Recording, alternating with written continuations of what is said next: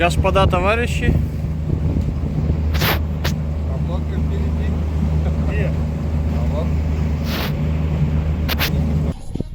так, вот она, Норвегия. С маленько между фьордами заехали. Море успокоилось, сегодня с утра было шторм маленько, после обеда только выехали.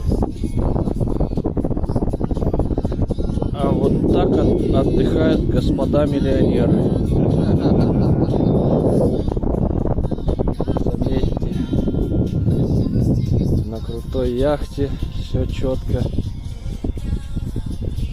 Море успокоилось.